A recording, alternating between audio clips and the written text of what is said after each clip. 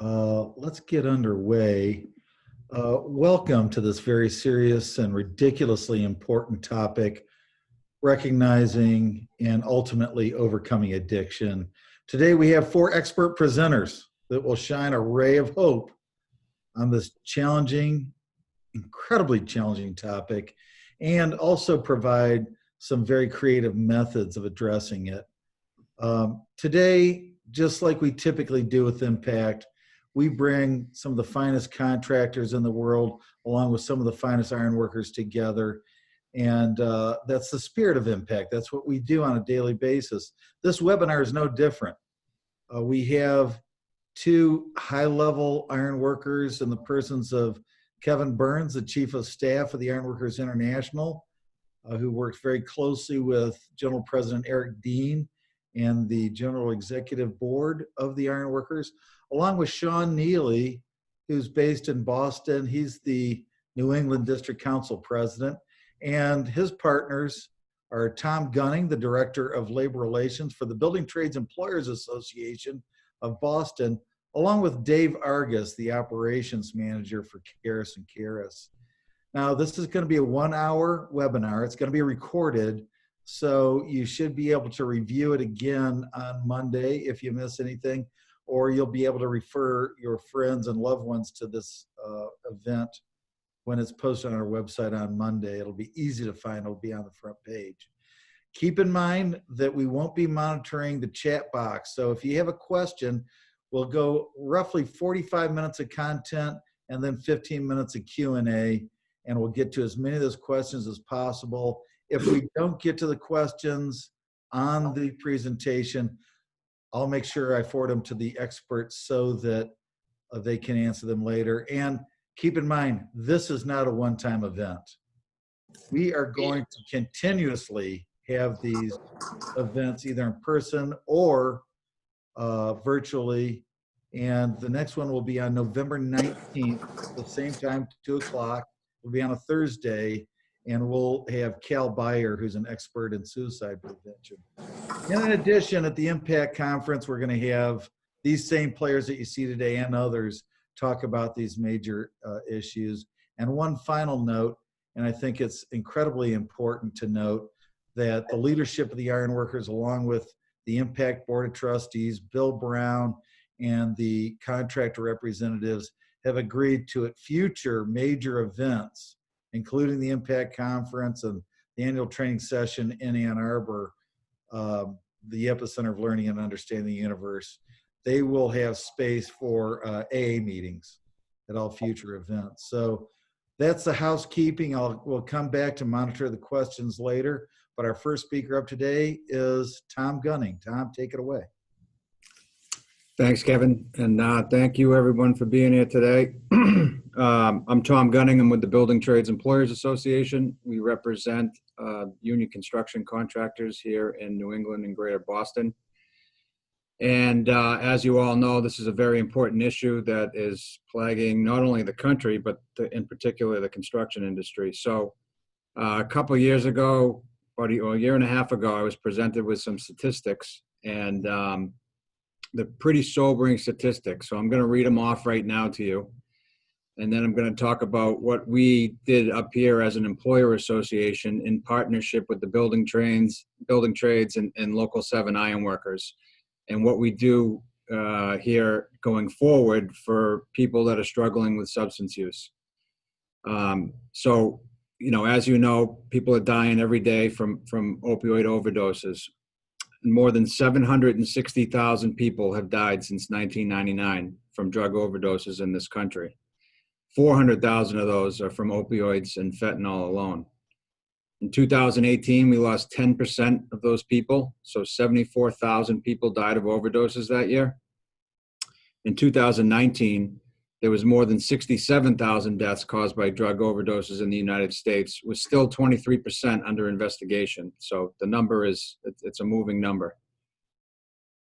That's important because here in Massachusetts, construction workers are 6 times more likely to get addicted to opiates and overdose because of the nature of our work. And it's pretty simple how it happens. The guy gets hurt, he goes to the doctor. Opioids are the most commonly prescribed drug for pain. Too often, doctors don't explain the addictive nature of the opioids they're prescribing. Guy develops a tolerant, or man or woman develops a tolerant quickly and becomes addicted. And today, with thankfully all this stuff coming to light, doctors are prescribing less. Workers turn to the street where the pills are often laced with fentanyl, which leads to more overdoses. Massachusetts ranks in the top 10 states with the highest rate of drug overdose deaths involving opioids. New Hampshire, Maine, Connecticut, and Rhode Island are also higher than the national average. So up here in New England, it's everywhere. The death rate here in Massachusetts is twice the national average. And the greatest increase to opioids recently, or over the last 20 years, has been the fentanyl. And to put that in perspective, in 2012, we had 67 deaths due to fentanyl. And in 2019, we had 2,023 deaths in the state of Massachusetts. So if you do the math, divide that by 365, that's 5 people a day here in the state of Massachusetts are dying from opioid overdoses. And on average, to put that in perspective for the country, there's 130 Americans die every day from an overdose. So, all these statistics are pretty near and dear to my heart because my entire 20s, I was addicted to opioids myself. And I was very fearful of coming forward and admitting that I had a problem. And, on March 19th, 2016, I overdosed again.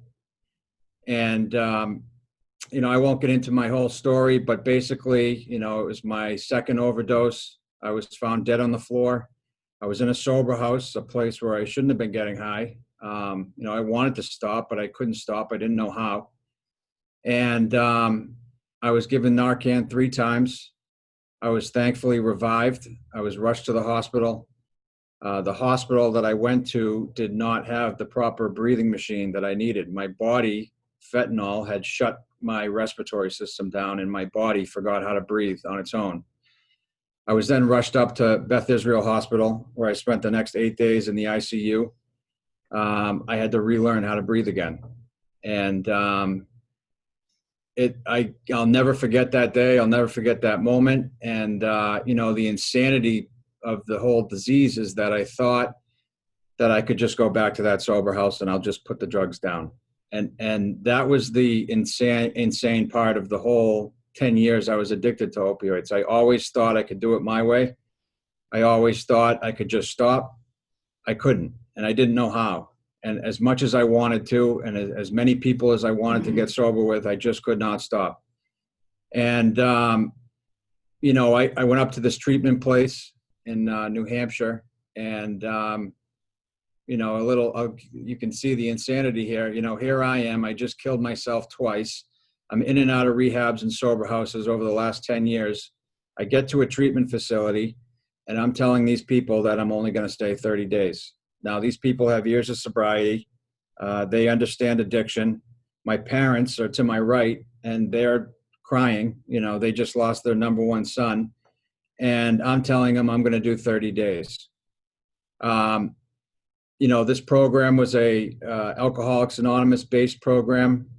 It was, needless to say, make a long story short, the place wanted me to stay 90 days, so I committed to 90 days. I ended up getting involved. God gave me the gift of desperation, and I was willing to go to any lengths to get sober. And I ended up staying 9 months at that house. And I got into the AA, Alcoholics Anonymous, and by the grace of God, I went through a program of action. I found a power greater than myself. And, I continued to this day, I continued to pray, and I continued to help other people try to recover from this disease. I did 9 months at that house. Like I said, I graduated, did not want to do that. And I did not want to listen to these people, telling me what to do. But because I did the things I didn't want to do and listen to the people I didn't want to listen to, I found a power greater than myself. I go to AA meetings, and I continue to help other people that I get sober. So from there, I graduated. I went off to live on my own. I was 30 years old. I didn't know how to live. I didn't know anything. I didn't know what I didn't know. And, for my whole 20s, and I'm a college graduate. I partied, and I just couldn't put the drink or drug down. And I got my own place. I lived with a couple guys I had gotten sober with, and I went back into the union construction field, where I worked for 2 years with a great company. And, I kept doing the things I was taught to do. And after about 2 years with that company, my father had approached me, and he asked if I wanted to come back to work with him at the Building Trades Employees Association, where I am now. And 8 months in, I was approached by my father and my partner, John, with the statistics that the Massachusetts Department of Public Health had come out with. And they were sobering statistics, that some of the statistics I just read to you about Massachusetts and opioid overdose deaths and what was going on in the state. And they said, Tom, you should do something about this. And I'll be honest, I had just come out of the field. I had that tough construction mentality. I'm too good for this, or people aren't going to want to listen to me talk about recovery. People aren't going to support me. People aren't going to, don't want to hear about, men talking about feelings. And I went home and I thought about it, and I talked to guys like Sean and this another contractor, Dave, who you're going to hear from later today. And everybody around me encouraged me to do something about it, and host this week we now called Building Trades for Recovery Week. And what started as scribbles on paper, and Kevin, if you can show the the beginnings of Building Trades Recovery Week. What started as scribbles on paper, it looked something like this. Evolved into this week-long educational seminar that we put on for both labor and management to educate the union construction industry as a whole in addiction. Do you want to play the video, Kev? Okay, let me cue up the video here.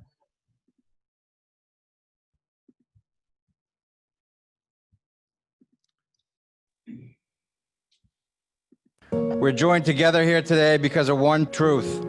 The construction industry is disproportionately impacted by the opioid crisis.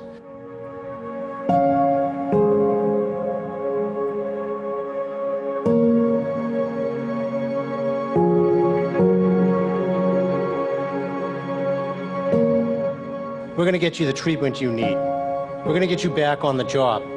You're a valued employee, you're a valued member, not just of the union, but of society. I remember when I first got elected to Congress. I was in Congress for about 6 months, and I drafted one of my first bills to ban OxyContin because of what I had seen in my district. I just said, we got to get rid of this. Recovery, there's nothing better than it. It's given me everything in life I haven't needed and allowed me to get the help I need and help others.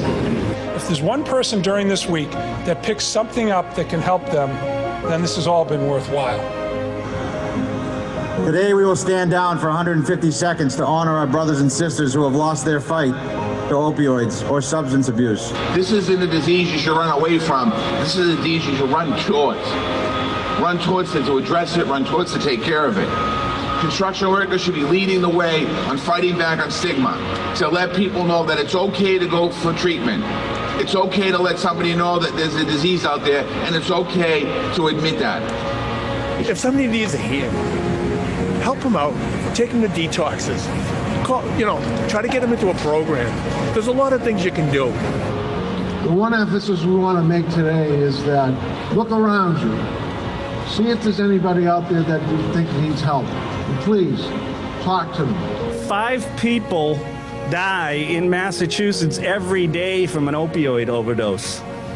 2,000 annually in Massachusetts. That doesn't include the 2,000 that are saved by Narcan.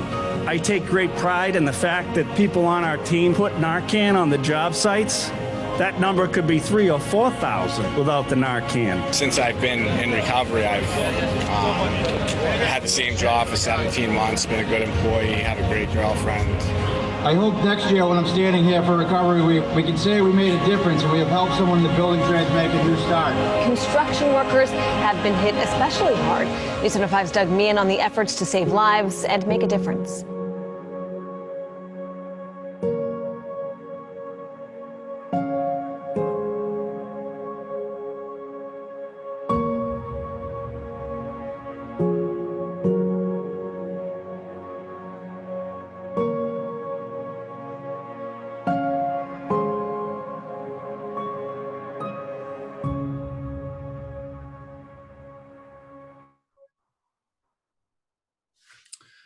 Thanks, Kevin.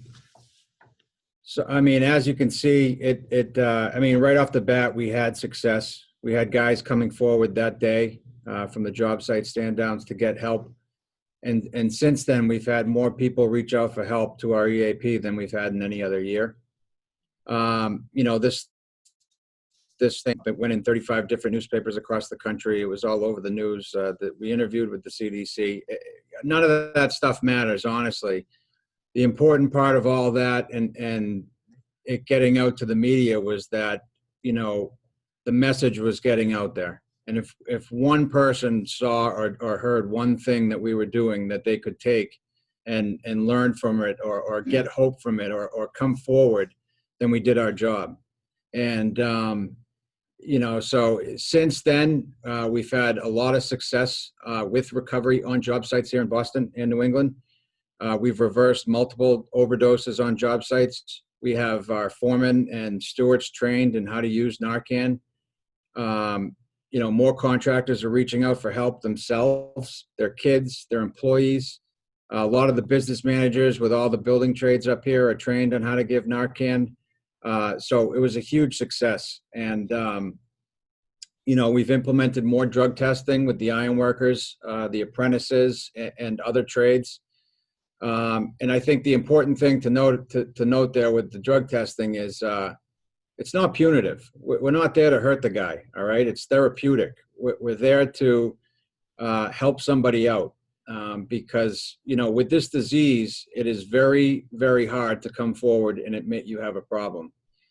And, you know, we just wanted to get the message out there that we're not going to throw you away. If you're struggling and you need help, please reach out to us and we'll get you the help you need. And then we'll get you back to work when you're safely ready.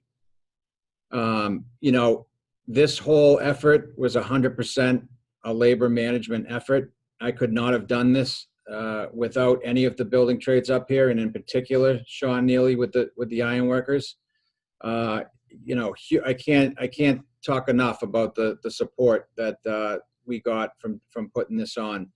And you know, it's not over. Local 7 still has lost many members, you know, since we've done this. Many members that have the disease of addiction. If you just take the word disease, it's dis-ease. Somebody is at dis-ease with themselves, you know, so you don't want to throw that person away. You want to help them out.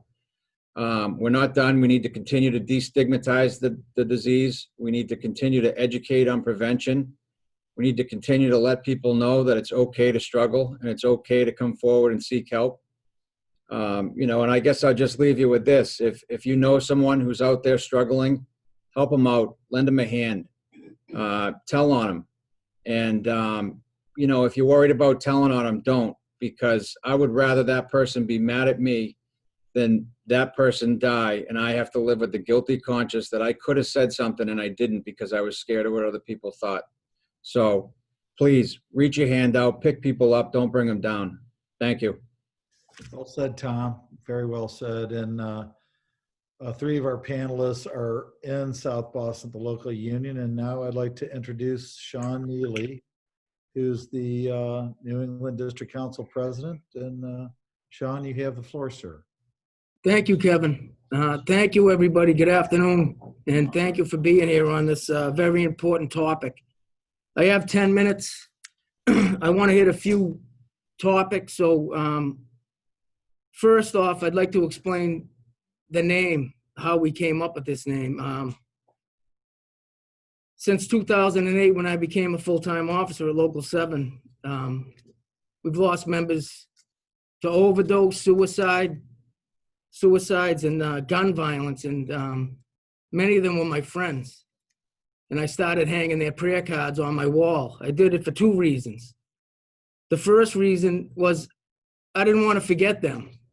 A lot of them were really good friends of mine. I gave a eulogy at one of their funerals. And the second reason, I didn't want their deaths to be in vain. And the second reason was it was a reminder for me every morning that I'm one bad decision away from somebody hanging my prayer card up on their wall. And it's all about helping people. That's what we're trying to do here. I'll just give a brief, real quick rundown of my story. I was addicted for almost 10 years to opiates. I tied my boots one morning to go to work, just like every other morning. And, it wasn't in my plan that day that I was going to get hurt and wind up a drug addict for 10 years. But that's what happened. I could go through all the details. You don't want to hear them. But I will tell you in the beginning, I could fool people. I would sneak around, trying to be discreet. But over 10 years, I had been in and out of my house a few times, and it just speaks volumes to what this disease does. The love of my children, the love of my wife, my own home, my job, none of it mattered. I rolled the dice every morning. I rolled the dice with everything in my life. And I didn't know how to stop. I wish I could tell you that, the first time I went away, I got clean and I stayed clean. That's not what happened. When I did go, in my mind, I believed it. I believed 100% that when I left here, I was going to stay sober and I wasn't going to use again. And I'd get on a maintenance program and get back into the house and just try to live normal. But I wasn't doing the things like Tom was talking about. I wasn't doing the things that I was supposed to do. I wanted to do it Sean's way. And my best thinking got me a ride to detox again. So the last time I went to detox, it was different this time. I don't know what happened, but, it had been said to me before, from my wife, we can't watch you die a little bit every day. You either go get help this time and try to do it or just go. And I don't know why that struck me that day, because I had heard it before. It gets to the point at the end, you can't hide it from anybody. And not, the emotional pain far outweighed the physical pain by then. The broken promises to my children, the lying, the cheating, the sneaking around. I'll be home in 10 minutes. Yeah, okay, you're gone for 2 hours. They know what you're doing. And they didn't know which Sean was coming home at night. And, I said the other day that, I was either using, I was either trying to get something, or I was sick.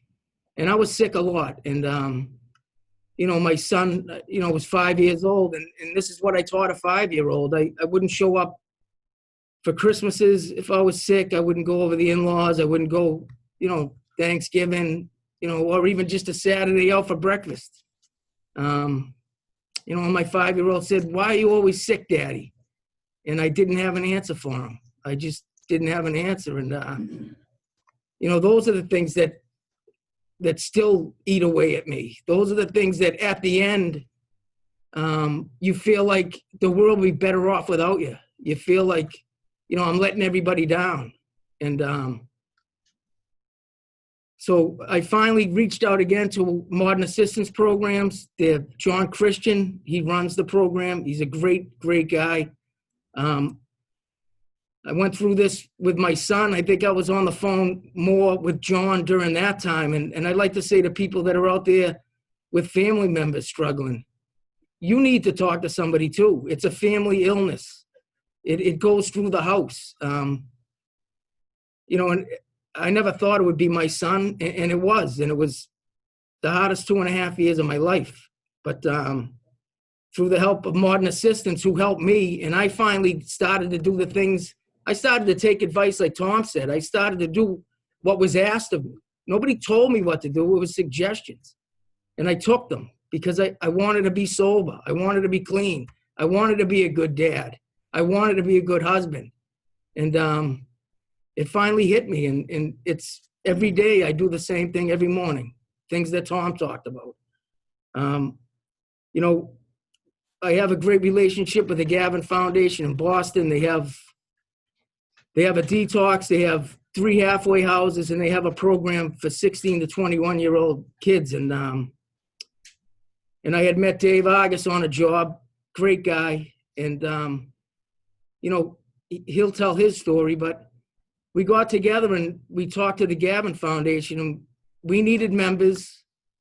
We had the probationary member program, and the Gavin Foundation has done so much for our members. They've helped so many of them that we felt like if we reached out to them to try to help some of those young guys that were trying to stay sober get a path into the building trade. So Dave agreed that if I made them probationary members, that he would put them to work for his company. And we started with 3 guys, and those 3 guys are a success story.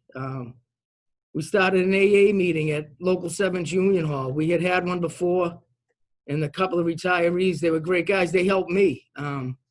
They had passed on, and the meeting had stopped for about 5 years, and myself and another business agent here at Local 7 decided to get it going again. And can I say everybody's been a success story? No. But can I say there's been more successes than not? Yes, I can. And it's every Monday night at 5 o'clock. And so when the guys are leaving town, there's, you know, we cook food, we have cake, we have coffee, sodas. And it started out with, you know, 6 or 7 guys and grew to over 20.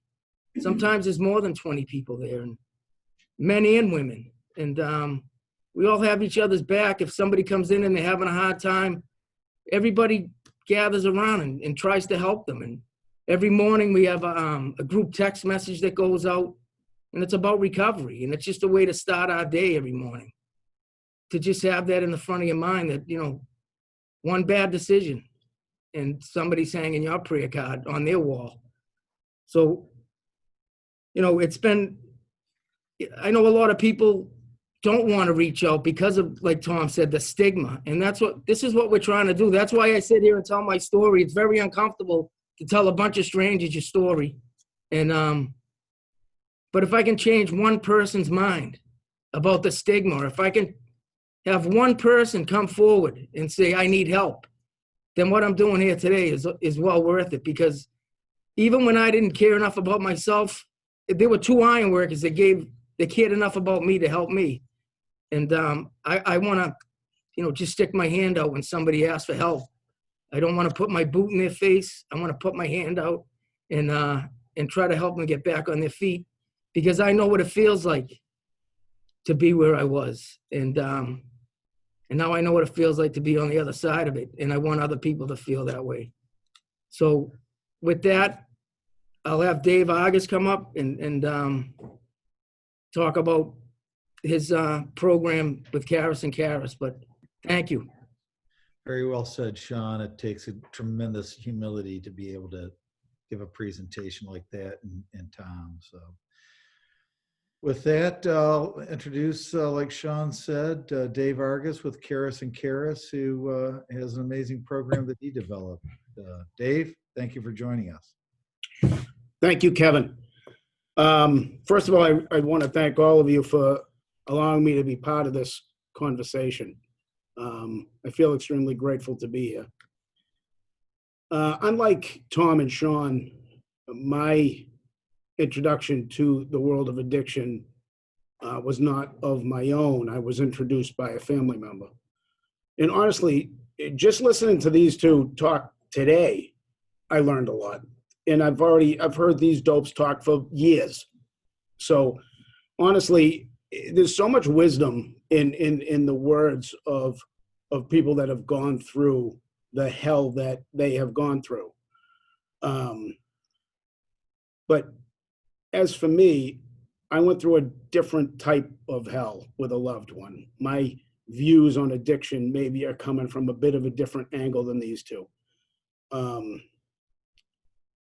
You know, for years, I fought to keep my family members safe, and I was going to do that no matter what I had to do. I'm not what you'd call a quick learner, but over time I realized that the only one I can control is myself. And if I don't do that, then I can't help anyone. So once I understood that, it almost liberated me. It liberated me to move forward with what was going on around me. And it wasn't until then that I realized, as I went from rehab to rehab with my family member, the passion and dedication that the workers in these rehab facilities work with, the love that they show to everybody in it. To me, that was something that you don't see often. It's an amount of passion that it's hard to describe. I realized that my family member had to either start living or continue dying. And no matter how much I loved them, there's nothing I could do about it. What I could do was try to put something in place that I wish was in place when my loved one got in trouble. I was completely ignorant to the disease and thought drug addicts lived under bridges. I had no idea. And I guess you're not going to pay attention to something like that unless you're forced to. So I was struggling in my own head, and Sean Neely, as he said to me, "What's up? What's the matter?" And I told him, not thinking that he would care, and he did care. And he had never met my loved one in his life, and he left there. Now, I think we met to argue about something, to tell you the truth. I think there was a union issue that we were on separate ends of the spectrum on. I ended up leaving there, and he said to me, "Hey, I'm going to pray for your loved one every day." And that hit me like he's like the people that were trying to care for my family member.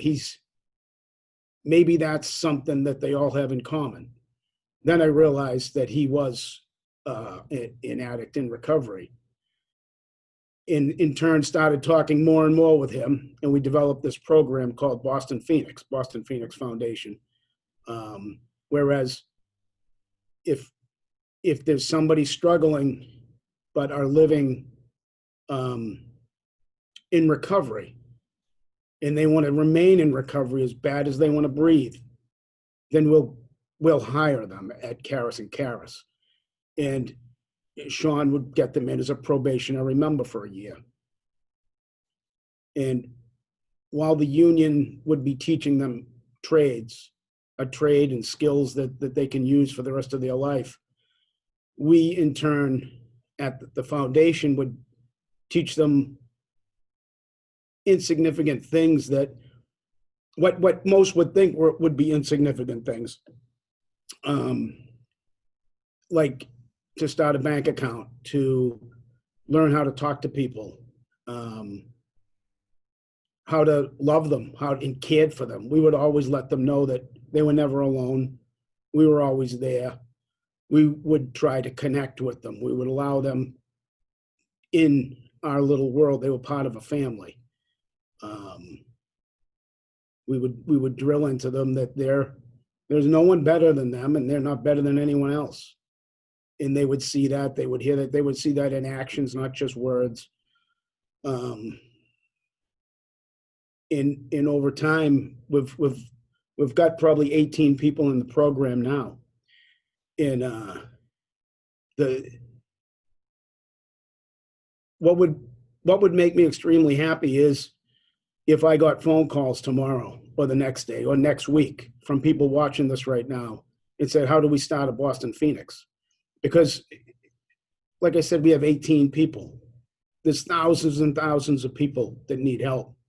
And we can only help people if we need a workforce, which thank God we do. But it's a simple thing to start. It's basically about being your brother's keeper, about loving the person to the left and the right of you. If you take care of the people around you, the universe or God or whoever it is will take care of you.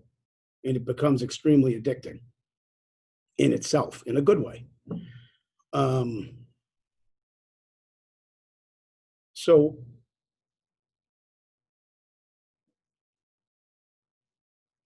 it started with kids or young adults, but now we have women, we have men we have a guy in his 60s. So now it's basically just anyone we can help that we see as a good candidate, we do. And like Sean said, we started with the Gavin Foundation. Now we get referred to friends or families. And, like I said, I'm into this through a family member. It's a family disease. So a lot of the people we help aren't addicts, but they work for us, and maybe their son is, maybe their daughter is. So it's growing, it's evolving every day because we don't know a lot about it. What we know is, we base a lot of our psychology on a gentleman named Dr. Alexander in Vancouver. Back in the 20s, people have always thought that heroin was a physically addicting drug. If you take it 3 times a day for a month, you're going to be addicted to it. Well, maybe not. I think Dr. Alexander proved that this wasn't the case. These were based on earlier studies in the 20s where they had a rat in a cage, and he had drug-laced water and regular water. The rat would always choose the drug-laced water. 100% of the time, the rat would OD and die. He was by himself in a cage his whole life. Well, Dr. Alexander built what he called Rat Park, which was a huge cage with balls of yarn. It was a wonderful place for rats. Male rats, female rats, sex, relationships. It was great. It was a great place to live.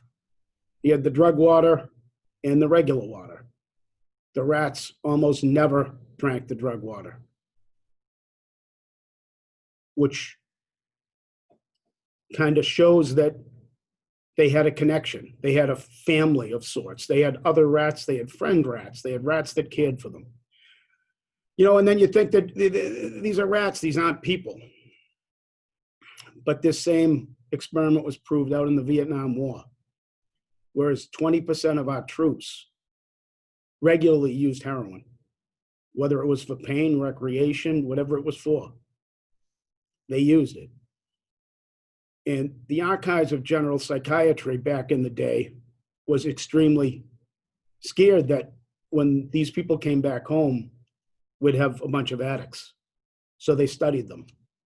And what happened was 95% of these troops that came home just stopped. They had connections at home. They had loving families. They belonged to something. And that's what we're trying to do at Boston Phoenix, is we're trying to let these young people know they're not alone. We don't care what you did. We care what you're doing. And we'll be there for you. I mean, the opposite of addiction isn't sobriety, it's connection.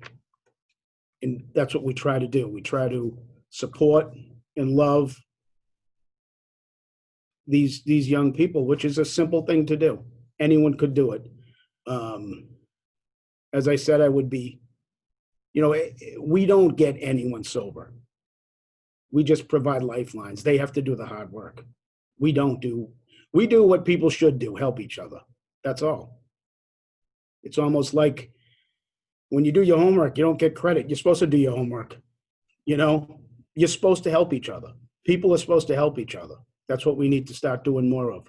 In the addicts in the world, the AA meetings that I used to bring my family member to and force them to go, because I didn't know at the time that was wrong. I got more out of them than they did, the wisdom they have, the 12 steps. The addicts are stealing all this good stuff for themselves. We need to incorporate that in our everyday life. That's about all I got, Kev. All right, that's beautifully said, Dave. And again, thank you for sharing part of your life with us and the amazing story of the Phoenix program. And again, you know, we've had a couple of questions come through. Do you guys have agendas and things of that nature? We'll put together some follow-up material, but thank you very much. Sincerely appreciate it. Thanks, Kevin. There will be a lot of holes in these stories because we're trying to fit it in a time frame. So please, any questions would be gladly received. Well, everybody come to Orlando in February, and we'll be very happy to get everybody face to face. And like I said, we're going to keep going with this thing. This is not a one-time shot. So our next speaker is going to take my chair here. His name is Kevin Burns. He's the Chief of Staff of the Ironworkers. And with that, I'll turn it over to Kevin. Good afternoon, everyone. Tom, Sean, Dave, thanks for sharing your story. Obviously, it's heartfelt. What we're trying to do here is develop a culture of caring. General President Dean, about 3 years ago, approached me and asked me if I'd be willing to sit on a committee with the building trades. It's a committee that we put together with the assistance of the CPWR, Center to Protect Workers' Rights. Chris Strahan heads it up. It's a combination of all the trades, employers, owners, and different contractors that are in it. What we're trying to do is share best practices. There is no silver bullet about what we're trying to do here. Few topics have been discussed: substance use disorders, whether it's opioids, alcohol, pills, crack, coke, mental illness. Millions of Americans suffer from mental illness. It's just some kind of chemical imbalance. It not all the time is drug related. And the other topic we're discussing today, touched on a few times, is suicides. And you know, there are different reasons why people commit suicide. Obviously, some of them, not everyone that commits suicide is an addict. You know, there's different reasons. We'll have another discussion, as CEO Hilton said, November 19th. We've been approached by the contractors that they want something similar to this, but we'll delve into suicides and keep this conversation going to try to help our members, our employers, and everybody all the ironworkers and their families. Because, like some of the previous guests said, that you know, if you have someone in a household that's suffering from any of those three illnesses, the whole household is affected, right? You know, if you have a dad or a mom or a son or a daughter that's suffering from any one of those, you know, opioids or alcoholism, or everybody in that house is affected by it. So let me get into my slide presentation here. So, like I said, I was asked to go on this committee with the building trades. And I'm going to go through the PowerPoint fairly quickly because what I want to do is give some time for Q&A. So what we're trying to do here is, like I said, develop a culture of caring. And if we know someone is struggling emotionally, we have to find ways to reach out to them. How to help someone. So research shows that people are having thoughts of suicide. They really don't know where to turn, who to turn to. We're going to try to stress here is that a lot of times peer groups might work effectively. So if someone is struggling with some kind of addiction, whether it's opioids, alcoholism, or any of the above, that what we want to do is form some kind of peer group. And we were looking at that with the building trades, and it's not necessarily good to have someone that's a foreman or one of your supervisors be part of that peer group. Because why? Because that person that might be struggling looks at that person as someone that can affect their employment. So some of the peer groups that we've seen successfully work in the building trades were people that were addicts themselves, or people that had family members that were going through the same thing. There's a trust factor involved in who could be on that peer group. If someone's going to come to you for asking for help, saying, I'm not feeling right, or, I can't stop drinking, or, I got involved with these pain pills and I can't seem to get off them. They have to have a trust factor that they're able to go to you and not have that stigma attached that I'll be labeled as a druggie or an alcoholic. And seeing that we're talking about this as ironworker and construction sites, one of the other things that we all know is that, through my 40 years career as an ironworker, 20 out in the field and 20 in another position, whether it's impact or being an officer elected by the local, or my position now as chief of staff, what we do know is that nobody has that one answer, right? So the warning signs. We've all been on job sites where that the guy or the gal that's coming to work, well, that's Joe. Joe always has a drink before he comes on the job site, or he's always late because he's a pillhead, or he's this or that. And sometimes we look the other way on that.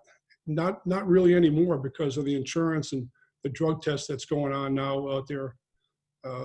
It's a little different situation, but years back when I first got into business, it was almost an accepted practice that, one or two of the people in the gang would be drinking during work and things like that. So it's kind of been an accepted practice, and it's brought us to where we are today.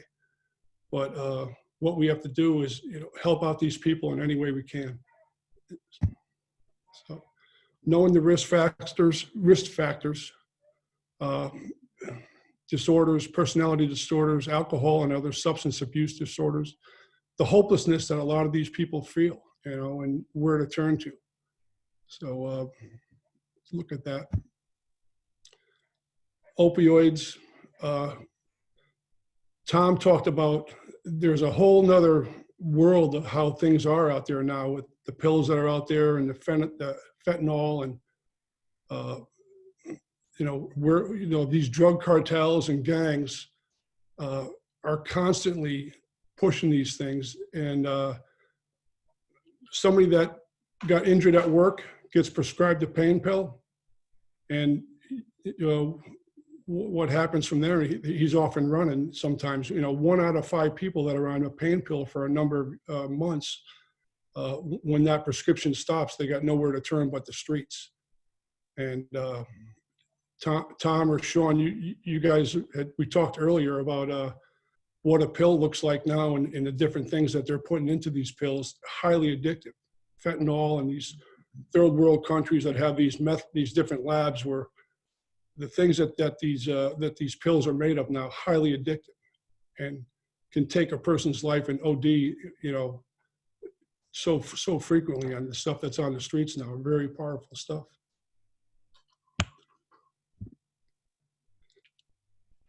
You're looking at this slide in construction industry. We lead in opioid overdoses out of all the industries out there. And one of the reasons might be that a lot of the people that come to us might have a past history of alcohol or some kind of abuse.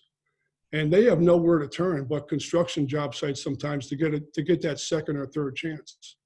So the construction industry is very proud about how we open our arms up. If someone has had a past history of alcoholism or drug abuse, and you show that you've turned your life around, you get that second chance on a construction site where a lot of industries wouldn't even think of hiring you.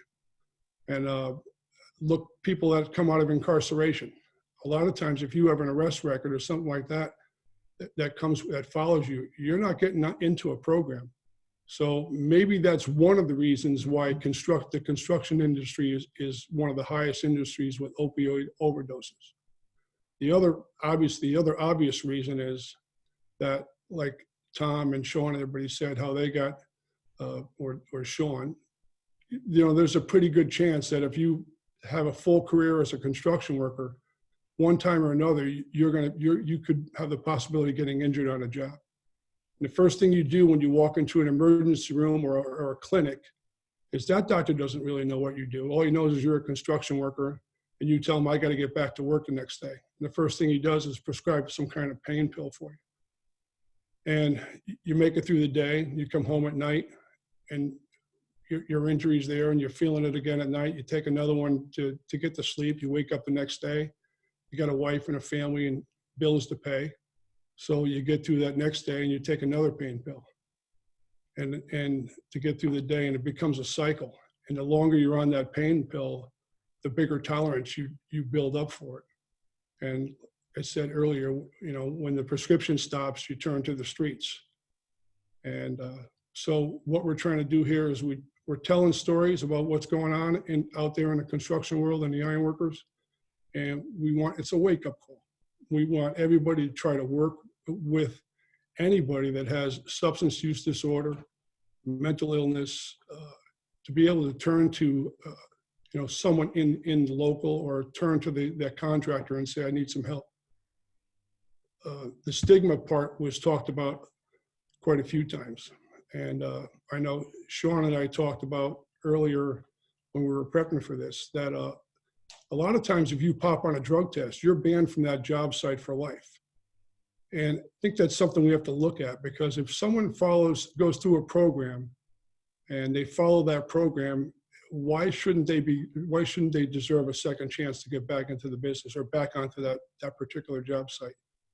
So, and Susan, with that, we have a few questions. Why don't you pull up our questionnaire for a second, please?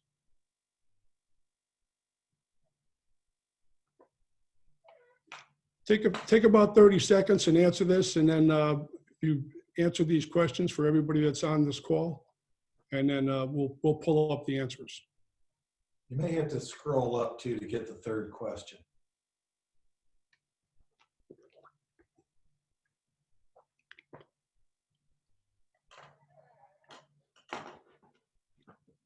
While you're waiting, let me talk about what CEO Hilton said before. General President Dean, Kevin Hilton, and Bill Brown, we've made a decision that anytime we're going to have a conference, whether that be an international ironworker conference or a convention or an impact meeting, that we will have a place where members can go to an AA meeting or an NA meeting. We talked about that when I was on this committee with the building trades, that we're quick to have like an open bar at the end of a meeting, when everybody passes out a couple of tickets. Here's a couple of drink tickets for beers. What are we doing here? We're inviting 500 or 1,000 people to a conference, and then getting free beer when some of these people are struggling to stay sober. Hey, not to interrupt, but Kevin, are we supposed to answer these questions verbally or just click the box? When we get to them in a couple minutes, we'll just run through. Oh yeah, no, you guys, you got to click the box. Yeah. Well, you three being part of this presentation, I don't think you can answer these questions. We put it out for the people that are listening in, and we have about 200 people listening in on this. So if you try to click on it, maybe you tried that and it's not working, but the presenters and the hosts can't answer these questions. Susan, why don't you throw up the results now?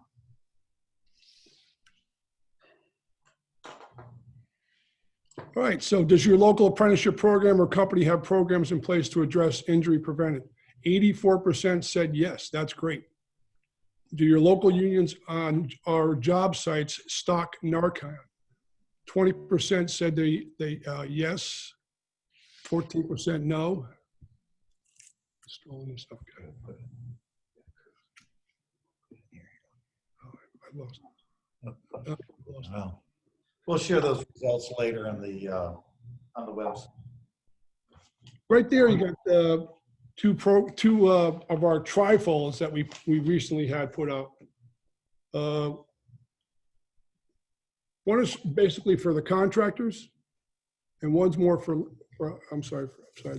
and one's more for labor. What these trifolds are, they're not the saving grace for anything, but the more tools we have in our toolbox, right, the better off we're going to have. So if someone's struggling or says, who do I turn to? The last thing you want to do is say, let me get back to you. I don't know. I really don't know who you can call if you're struggling with dependency or if you're having suicidal thoughts. So like I said, one's for contractors, one's more for local unions. These have all been distributed to your district council, and the district council disperses them to the locals. So that's just another thing we're trying to help out our member culture of caring. Next slide is talk about preventing injuries. No one goes to work, thinking they're going to get hurt. And construction's a dangerous job. It's a very physical job. So what we're trying to do with labor and management is working through, and every successful contractor wants to follow safe work practices. So that's one of the things that we're trying to do is avoid repetitive injuries, or try to help out at Ironworkers. So what they're doing, and Dave Vargas and all the contractors, you guys know that working smart and working safe can prevent injuries. This past Wednesday, I had a conversation, and we had a meeting with all the coordinators. And what I was stressing to them is that, have that conversation with your apprentices, because, if you got a class of 20 apprentices, there's a good chance that one out of those, 1 or 2 or 3 of those apprentices over the course of his 3 or 4 years is going to get hurt on a job site. And they have to be their own advocate. When you walk into an emergency room or a walk-in clinic, don't let that doctor be so quick to prescribe you a pain pill. Ask them if there's any other types of pain management that are not opioid related. Doctors are pretty quick over the past few years to just prescribe a pain pill. But as Tom Gunning said, that's changing a little bit, where they're finding other means, because the pharmaceutical companies are now being called to task. Employee assistance programs too. I mean, the building trades, all the trades are out there. We spend a lot of money on health programs, whether it's with, the Blue Crosses, Aetna, United Healthcare. All of those healthcare providers, we're paying big money to. Use them. Make sure you reach out to them and say, hey, look, we need assistance in helping our members with these programs. All of those systems. Peer-to-peer support. So let's just talk briefly again about, give some thought at your local unions. If you don't have a peer-to-peer support group, sit down with your executive board and sit down with labor and management and try to figure out how we can help our members with this. If someone has to be able to be freely walk into the union hall, or freely say to somebody, hey, I need help, who do I turn to? And there's no one better to talk to than someone that's walked in your boots, been in that situation where they were an alcoholic or an addict, or suffered some kind of substance use disorder. It's better coming from someone that has walked the walk, or someone that's a trustworthy group that has a family member that's gone through it, and they kind of know what you're going through. Susan, when you pull up the next set of questions, please. So how do you think substance use disorders, mental health, and suicide are impacting your members or employees? We're just trying to get some statistics and data, how during this pandemic, obviously, everything has increased, from mental illness to people that were at one time using and they fall off the wagon because of isolation. So the statistics have shown that during the pandemic, we're seeing a rise in a lot of these issues. And you're going to have to scroll up to get that third question. Move the picture out of the way so I can read it. Does your local union or company have systems in place on issues related to substance use disorder, mental health, and/or suicide for your members seeking to access treatment? What programs do you have to support workers in recovery for returning to work? So that's a pretty important question, right? For all of you that are out there and are sober, you can remember going back onto a job site. It might be the same job site, or a different job site, but there's not too many construction sites where if you want to get a hold of something, you can. And it's really hard for someone that's trying to stay sober to come onto some of these job sites when it's in their face at lunch, or things like that. So I've even heard of job sites that have AA meetings during lunch. So there's a place for people that are trying to stay safe and sober can talk to their peers. You know, a good, you know, I'm sorry to jump in, but a good deterrent to that on the job sites would be some relief from the public hanging law, because if you get a coffee truck driver that's maybe has pills on his truck and the lads hang him, it'll be a deterrent for anyone else. Yeah, there you go. Susan, you want to show the results, please?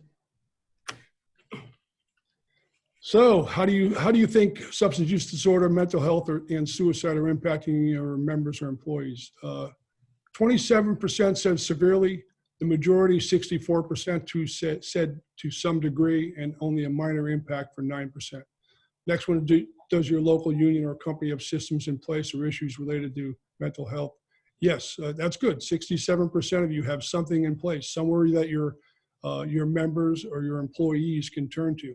Very important that you have those systems in place. So, you know, like I said before, we want to develop a culture of caring. You know, no one comes into life wanting to be an addict. No one comes onto a job site wanting to get hurt or wanting to get hurt on hooked on any kind of pain pill. You know, these are great. These are good people, and as you guys know, everyone out there knows, you know, these drugs and alcohol, it affects everybody, from the richest person in the world to the guy that came out of the gutter. I mean, it knows no bounds on who it grabs onto. What programs do you have to support workers in recovery for returning to work and staying in recovery?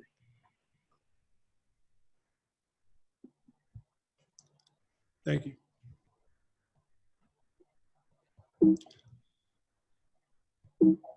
We'll include the results and the follow-up. So some of these, I mean, I got some of these other guidelines for, you know, people that are anxiety and going on jobs and, you know, and struggling with trying to cope and stay sober. These are some of the things that was suggested to try to help them out. Everybody has their own ways of staying sober, right? Once you get the tool and you know how to stay sober, you know, things that can trigger you, whether it's, you know, you can't drive home with that same group of guys that you drove home on, you know, from the job site, because that was the 12-pack of beer guy, or that was the guys that as soon as they got in the car after work, they were smoking pot or drinking coke. So you know, once you're in recovery, these 12-step programs, you find skills to keep you sober. So again, this is a little repetitive on, you know, about the construction work can result in painful injuries and often treated with opioids. What we're trying to do is just make sure we have places where people know they can call up hotlines and confidential, and then it gets into the 1 out of 4 people prescribed opioids for long-term become addictive. Like I said, some of this might be repetitive, but sometimes to drill it in people's heads just how addictive some of these things are. It's good. So with that, I'll wrap up and just say to everyone that, you know, we're all our brother's keepers, right? And Tom, Sean, and Dave shared their stories. We're here, the Ironworkers International, General President Dean, CEO Hilton, and everybody that General Secretary Pixa and General Treasurer Bill Dean. We all want to develop a culture that we care for each and every one of our members, men and women ironworkers and their families. And we'll continue this conversation, and we'll have another seminar, more contractor driven, on November 19th. Thanks for your time, and I hope you all got something out of this, and God bless everyone. With that, I'll pass over to Hilton. Okay, we want to be respectful of people's time, and we understand if you got to jump off, but we also want to be able to get to people's questions. We just have a few questions here. Real quick, this is from Jeff Norris in Canada. Thank you for sharing your story, Brother Sean. You talked about the support, specifically AA, in your time with the Safe House. What advice could you give to members who are looking for help, particularly to starting a program? How to deal with the fear of judgment from family, friends, and peers? And also, if you don't mind sharing, how did you deal with finances while you're getting inpatient care? Those are good questions. Oh, there were a lot of questions. I'll start.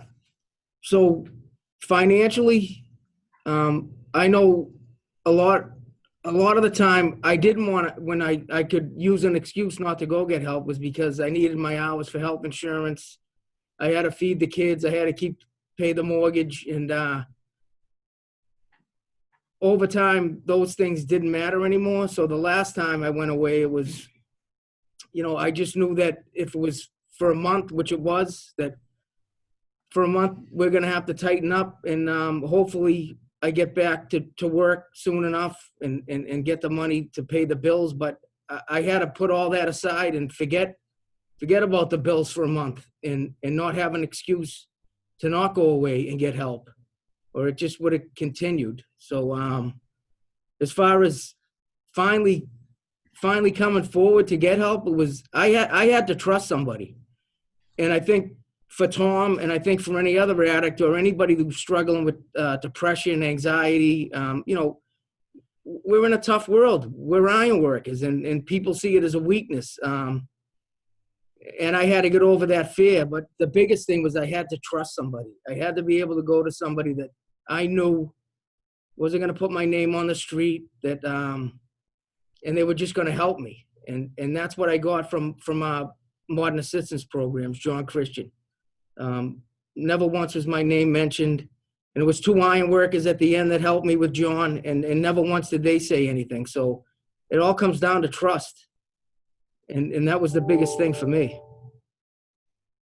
Excellent answer. Then there's another one here.